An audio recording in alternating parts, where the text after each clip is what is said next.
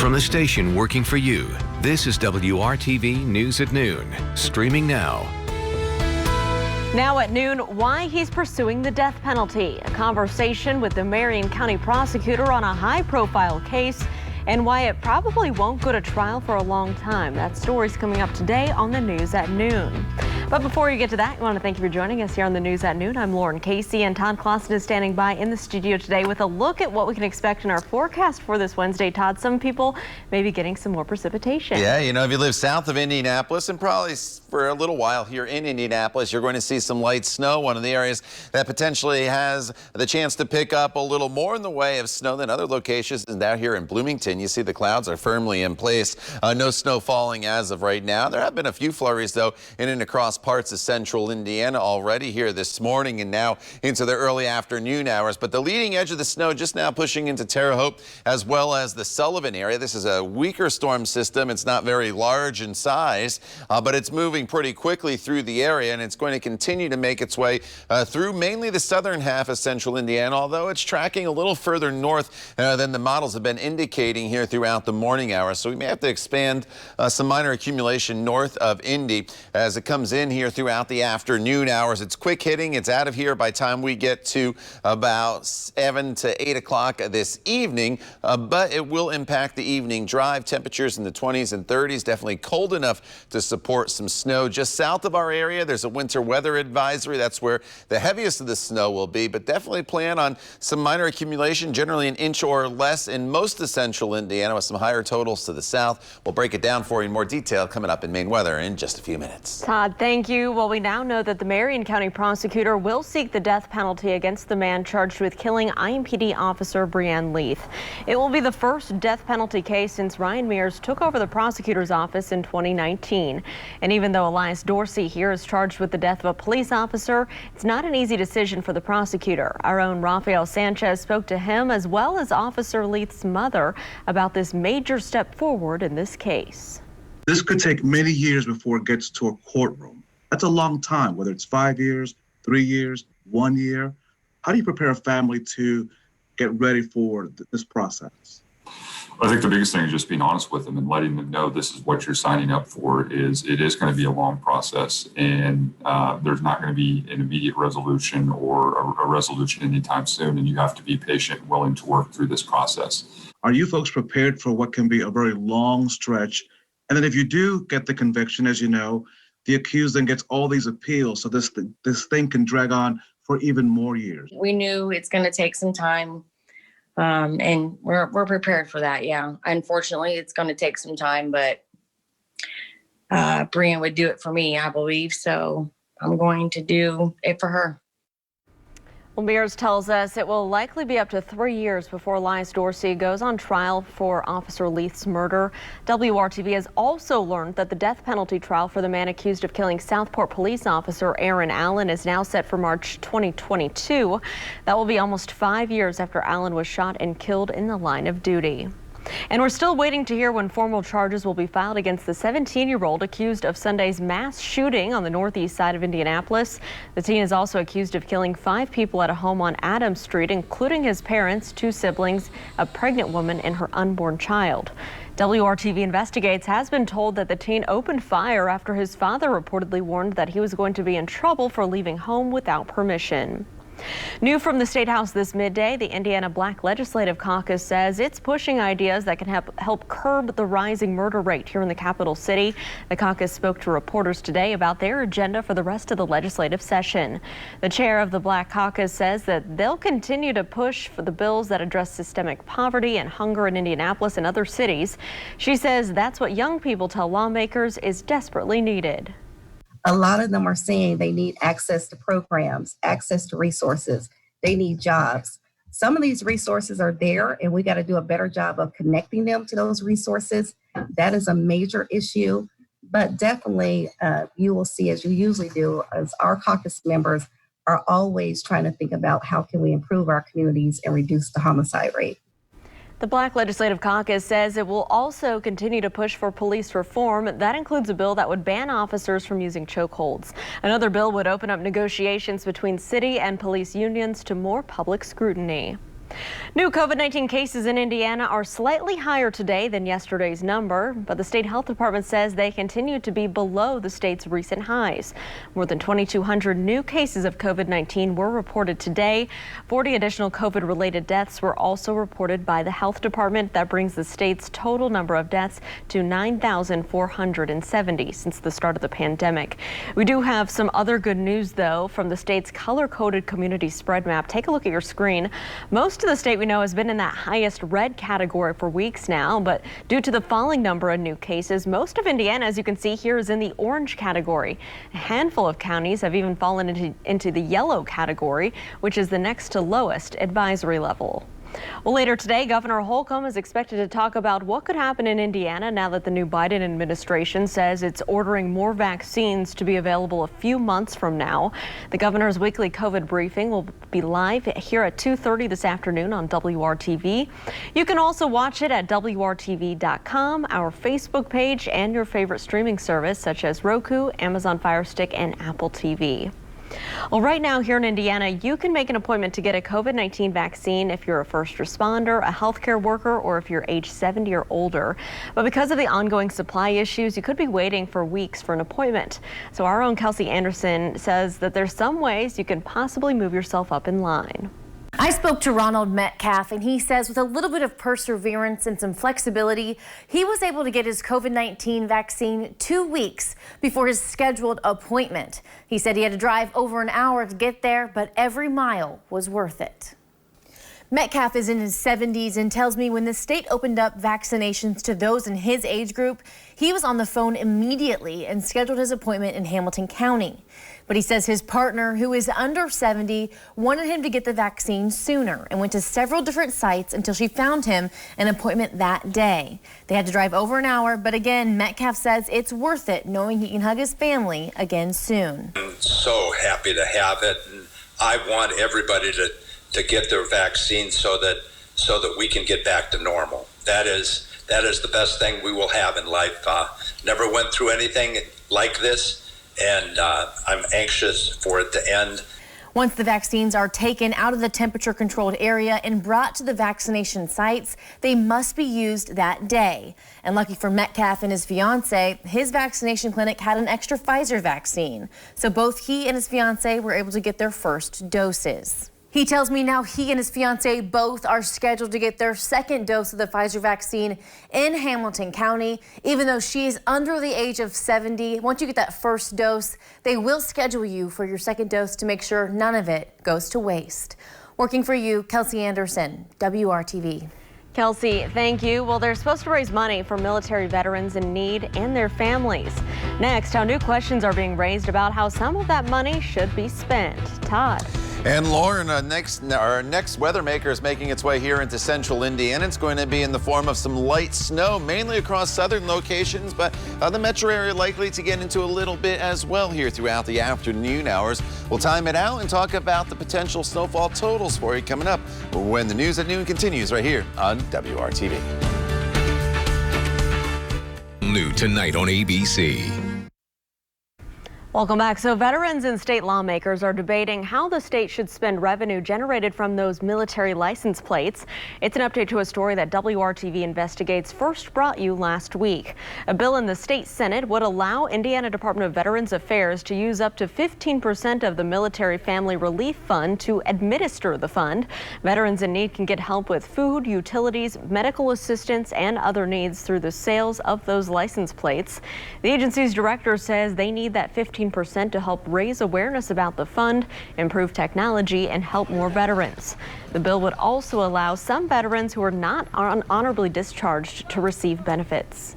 Opening up this fund would allow IDVA to support National Guard veterans in a way that we cannot. At all the meetings I've been to, I've asked who is aware of the Military Family Relief Fund, and I would say probably less than 10% of the people had any idea there was such a fund available. And I know personally some of those people in the room could have used the fund. So I made sure they were all aware of the fund and how to get an application submitted.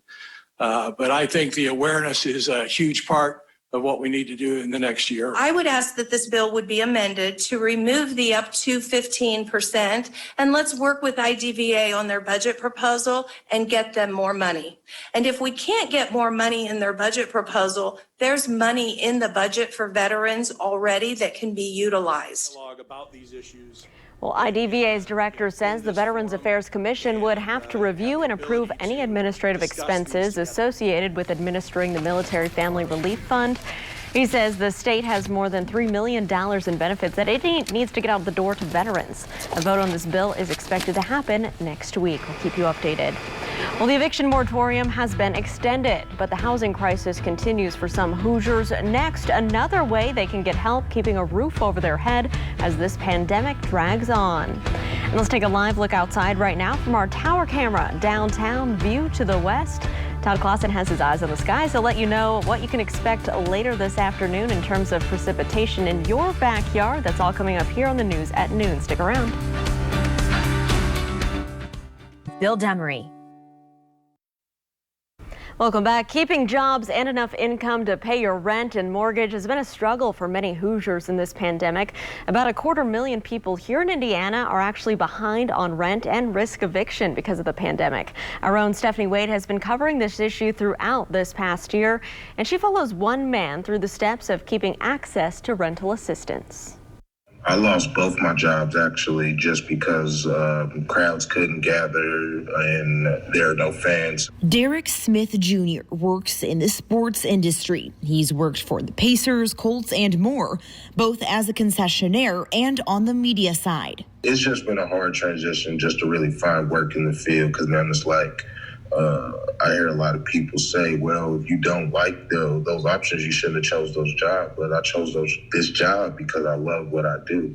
I didn't think the whole world would, literally stop. He applied and received rental assistance through the city's Indy Rent program. That helped, but didn't last long as he was later hit with an eviction notice.